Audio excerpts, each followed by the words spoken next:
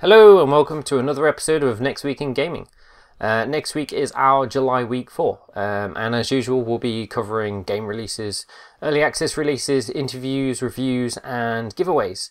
So hope you enjoy it. So first up on the release schedule next week is Tuesday the 21st of July. And there's a game releasing called Sighing. This is a game being developed by a company called Rico Technology, and it's a bit crazy because you play a piece of broccoli and what I can only describe as either a turnip or a swede. I don't know which. It's a third-person hack and slash, except it's focusing very heavily on co-op play. Obviously the other character can be controlled either by you or AI just follows you around doing things, or it can be controlled by another player, so it's a local co-op game, and it actually looks quite brilliant to be quite frank.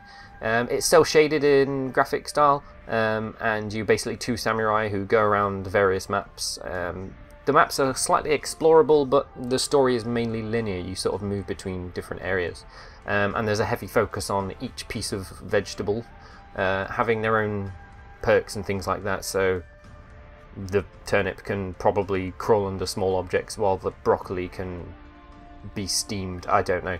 Either way, the game is releasing next week. It looks pretty brilliant, so you should probably check that one out. So think of an elephant taking the place of Metal Slug, and that's pretty much what our next release is. It's being made by Game Freak, the guys who brought us Pokemon, and published by Sega, and it's called Timbo the Badass Elephant. You play Timbo, a commando elephant, basically Rambo style, and you're in Shell City, which is currently being attacked by some random group of villains called Phantom, and you go through 18 levels obliterating them with your face and your ass. It's very Metal Slug style. If you've played Metal Slug, that's pretty much what this is going to end up like. It's going to be set across 18 different levels, and you're just going to cause mass destruction with those sort of Mario double jump ass pounding stunts. It's pretty simple. I have no idea what to expect. It's probably just going to be some good old arcade fun. So our next release is on Thursday the 23rd of July, and it's a little game called Feist. This is being developed by Bits and Beasts and published by Finji, and it reminded me quite a lot of a Flash animation series called Brackenwood.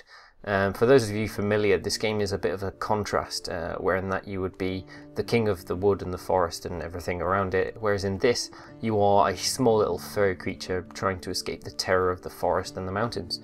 It's set across in some various different environments, so forests, mountains, caves, various places, and the graphic style is very much similar to silhouette style games. It's sort of black and white, but with the backdrop of greens and greys. There's a lot of weird shaped enemies and traps across the game.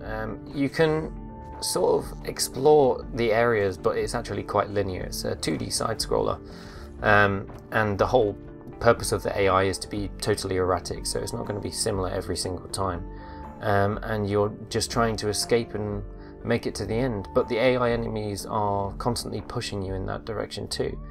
It looks incredibly pretty, so I'm actually quite looking forward to this one. Also coming out next Thursday is a game called Better Late Than Dead. This is dropping out of early access next week, and it's being developed by Odin Games Studio and published by Merge Games. This is a little mix between Daisy and Rust. So it's got the breaking of bones, blood loss, thirst, hunger of Daisy, and the crafting from Rust. The key difference between the crafting system is that there are styles, so you've got cutting and tying and all of that other stuff. And the main difference between this and other games in the survival genre is that it's actually going to have a bit of a backstory. So they're trying to make this game viable as a single player by adding a bit of a story and making you basically aim towards the goal of getting off the island. Over early access, the story is going to be sort of released in little bits, so it makes it potentially viable as a single player, but I imagine in the survival genre most people just want to play multiplayer anyway. Our final release for next week is on Thursday, and it's a piece of DLC. It's called Road to Gehenna, and it's the DLC for the Talos Principle. Again, being developed by a Crow team. This one's following a different character in the original title, Uriel, and it's going to be narrated by him. This is going to be set on the road to Gehenna, and it's going to follow his story of exploring a different simulation where he's trying to save the souls of some damned people. It's obviously going to continue on from the difficulty scale of the original game, so it's not ideal if you are new to the game and you start up on this DLC. They say that this is going to be for the experienced players, so it's going to feature some slightly more difficult puzzles, but it's going to have a ton more content and have a load of new history, new journals, new audio logs, new story, new narration, new everything basically. Just adding a lot of content to an otherwise pretty great game. And lastly is our review for next week, which is going to be Coffin Dodgers. You probably saw our PR of it a couple of weeks back, finally got a press key and I'm bizarrely excited to play it. It looks like a good old-fashioned racing game. It's following the story of 7 old pensioners who've had death move into their retirement village, and he thinks it's going to be quite easy to claim the souls of everyone that dies there, and they think they're going to make his job a little bit more difficult. So they make a deal with him, they beat him and his minions in a couple of races and save their souls. Catch is they're all crazy and they're driving mobility rascal scooters and they have various weapons attached to them all. So look out for our review of that next week. I'm looking forward to it, I hope you're looking forward to it. That's it from us at NextPowerUp, thanks for joining us. If you come back next week, we'll have another video and article for you. As always, leave your comments in the section below on what you've been playing. Path released not too long ago, the expansion anyway. So there's been some new leaks, let us know how you've been getting on, and you can always make us jealous by what orb drops you've been getting. Join us next week, thanks for watching.